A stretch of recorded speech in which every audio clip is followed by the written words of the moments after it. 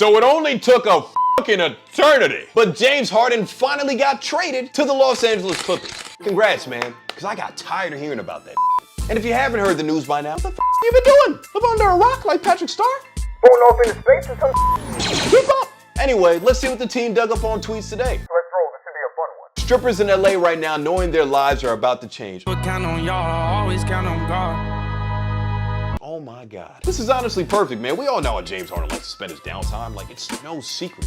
He's our modern day version of Dennis Rodman in some ways. Hey, look, I love as much as the next guy. James Harden just likes it a lot more. And it's a lot more money than me. To have a lot more fun in that facility. So hey ladies, hate your job, tired of college, dropped out, quit your job. Go find a new career as a stripper in LA today. I'm just kidding. Go get your degree and hopefully your job pays well enough where you would never have to consider such a profession. But if you do, I'm not judging. The Sixers saw Maxey getting buckets and told Harden, thank you for your service. At ease, soldier. Look, I'm just glad they got rid of James Harden. It was clear that he didn't want to be there. But now, Maxey does have a chance to flourish and play more on ball than off of it. Then we got another one from this dude. If I did this trade in 2K and NBA Fantasy, I would have gotten denied and banned. Hey, this is straight facts. The type of package that they got back in return, that shit's not even possible in 2K. The trade generator would have spit that down and gave you some GM response like, we're currently fine with the pieces that we have in place and we do not want Nicholas Batum, Marcus Morris, and blah, blah, blah. My boy Dante, give me one reason why this squad won't win it all this year. And Dante said James Harden.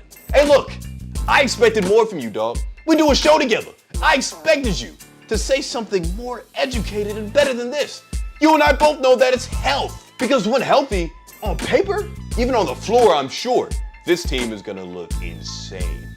But for the last 3 years, what have we been talking about with the Clippers? Oh, they can't stay healthy. Oh, Kawhi doesn't want to take basketball seriously. All this other bullshit about this team has circled around how often they're in the infirmary. Dante, you know, if this team's not healthy, they ain't winning shit. Tomer, my boy. He said James Harden when healthy is an absolute stud. There is, however, something to be said about a team aiming to win a championship repeatedly trading away good, loyal vets and guys who help build a real culture around a franchise. That's just his opinion, though.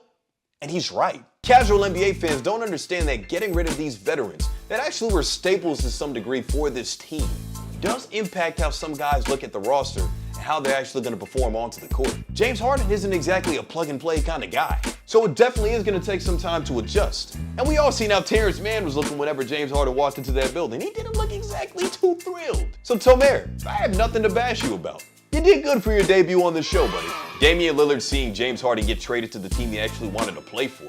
I mean, man, this is player empowerment gone right. James Harden was 10 toes down and committed to getting the fuck out of Philadelphia. Hell, he accused his GM of being a fucking liar. James Harden is the embodiment of player empowerment. He got traded out of OKC to Houston, got paid max dollars. Maybe that wasn't his choice, but he still got what he wanted ultimately, which was a bigger fucking payday. After he got bored of Houston, he ended up in Brooklyn.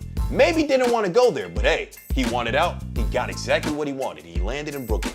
Didn't want to be in Brooklyn anymore. He jumped off a burning building, basically, and into a situation with the Sixers where they were still considered a contender. And now somehow he jumps off the Sixers boat into another great situation. This motherfucker is 4-0. He's undefeated in trade requests. Let's just hope that somehow, some way he adds a ring to his resume along with the rest of these motherfuckers in LA. Because the Clippers are still the Lakers' little brother at the end of the day, until proven otherwise.